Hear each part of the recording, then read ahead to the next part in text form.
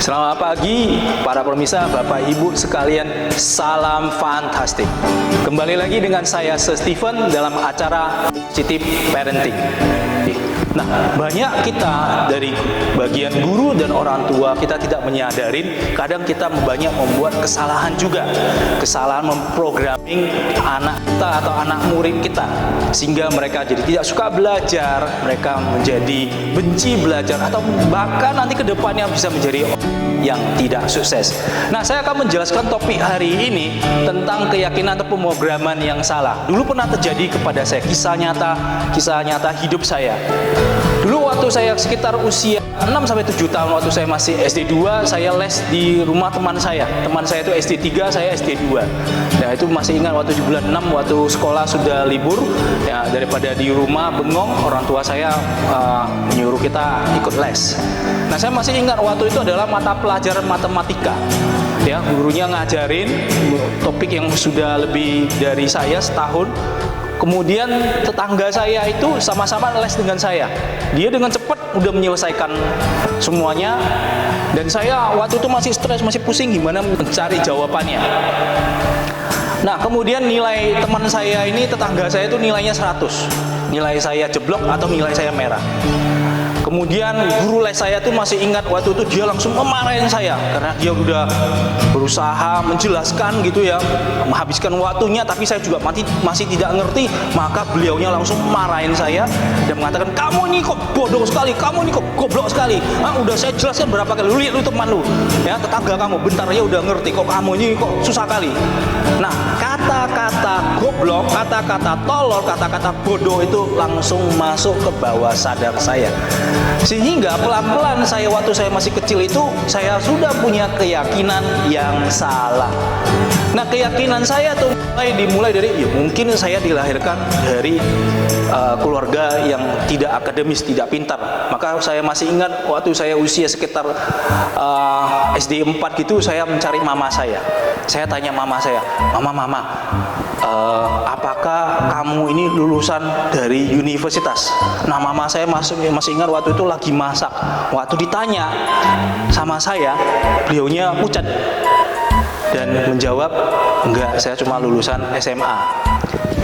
Nah, sudah ada pembenaran dalam benak saya. Mama saya bukan lulusan universitas. Habis itu saya pergi cari papa saya. Ya, saya cari papa saya, papa lulusan dari universitas. Papa saya juga makin pucat dibandingkan sama mama saya. Beliau menjawab dengan nggak pede, dia bilang, enggak, saya cuma lulusan SMP. Nah, saya dapat sebuah kunci di sana. Nah, itulah SMA, lulusan SMA sama lulusan SMP menikah, maka itulah lahirlah saya. Keyakinan saya bahwa saya memang sudah dilahirkan tidak pintar matematika. Setelah itu nilai-nilai ujian saya yang selalu merah, ya. Dan ditambah lagi hasil penyelidikan saya bahwa orang tua saya juga tidak pintar. Maka karena saya sudah mempunyai keyakinan yang salah, itu akan mempengaruhi potensi saya. Kira-kira menurut Bapak Ibu, kalau saya sudah yakin bahwa Tuhan sudah menciptakan saya memang kayak gini nggak pintar, apakah saya akan mengeluarkan seluruh potensi saya 100% atau saya keluarkan sedikit saja? Tentu jawabannya saya cuma mengeluarkan sedikit. Nah, akibat saya cuma mengeluarkan potensinya sedikit, apa yang terjadi dengan tindakan? Kira-kira kalau saya ada pilihan suruh belajar ya matematika atau tindakan yang lain disuruh saya bermain, misalnya saya dulu jago kali main kenchi, olahraga dan sebagainya, kira-kira pilihan yang kedua itu saya akan pilih yang mana? Tentu saya akan pilih yang kedua. Ngapain lagi saya belajar, toh memang gua nggak pintar. Nah, kalau potensi yang saya keluarkan sedikit, tindakan saya tidak pernah belajar, saya tidak pernah mengajarkan PR-nya, kira-kira hasil ujiannya bakalan nilainya semuanya bagus, semuanya, atau nilai saya jeblok, nilai saya di bawah 60. Tentu nilainya di bawah 60. Nah, ini akan terjadi sebuah siklus, maka saya semakin yakin lagi karena hasil ujian saya sudah merah. Maka saya semakin yakin lagi bahwa memang saya dilahirkan tidak pintar. Nah, ini siklus ini terjadi sampai suatu hari saya dapat seorang guru yang baik, yang menginspirasi saya, yang merubah keyakinan saya. Ya, memulai dari hal-hal yang kecil, saya diberikan sebuah kemenangan yang kecil atau PD ya. oh akan saya disuruh kerjakan sendiri. Karena selama ini saya cari guru les, guru gue nggak ngerti nomor 1, tolong jelaskan. Gurunya jelaskan, gue tinggal catat. Nah setelah saya dapat guru yang bijaksana ini, dia bilang, Stephen, kamu coba kerjakan sendiri dulu, ya. Coba tutup dulu, kamu lihat dulu cara kerjanya, kamu tutup, coba kamu kerjakan. Nah dari sana pelan-pelan PD saya udah mulai muncul, saya mulai merubah keyakinan saya. Tahu nggak Bapak Ibu, sewaktu saya kuliah di Amerika, nilai matematika saya adalah A. Nah, selain sebuah kisah nyata saya tentang keyakinan yang salah di pendidikan, sama halnya dalam kehidupan, mungkin Bapak Ibu yang pernah melihat orang-orang yang tidak sukses, bisa juga salah satu alasannya kenapa mereka tidak sukses, karena mereka mempunyai keyakinan yang salah, Bapak Ibu. Nah, keyakinan yang salah datang kadang-kadang dari orang tuanya. Saya umpamakan ada seorang anak kecil namanya Butet. Nah, Butet waktu kecil punya seorang papa, papanya nggak kaya. Sang papa ngomong sama si Butet, nak, ya kamu lihat ya, papa nggak kaya. Jadi papa nggak bisa beliin apa yang kamu mau. Jangan minta beli mainan, beli PlayStation, beli ini dan sebagainya. Ya, kamu lihat kita punya kakek, kita punya leluhur, semuanya miskin. Ya, jadi kamu itu sudah digariskan, takdir kamu itu adalah memang miskin, nak. Jadi jangan banyak mengharap. Nah, si Butet dari kecil sudah diprogramkan, diberikan penjelasan yang salah. Ya, maka itu hati-hati Bapak Ibu, kata-kata itu seperti sebuah filman.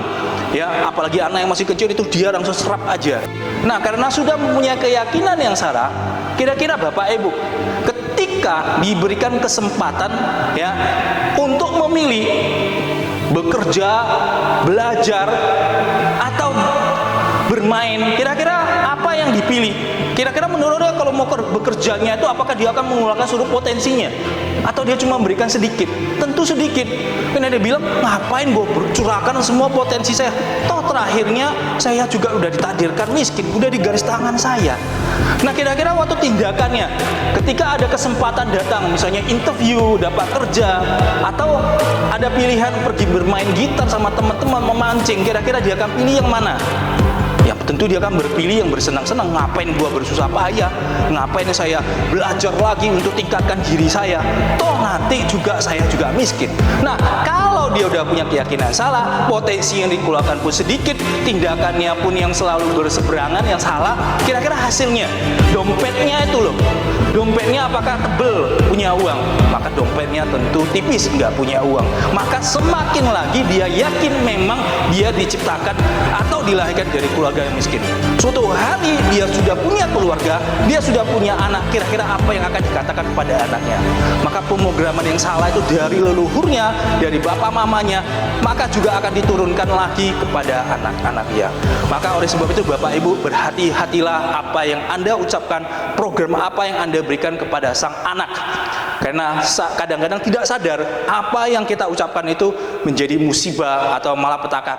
Jadi ini saja tips kita hari ini untuk acara Positive Parenting. Terima kasih.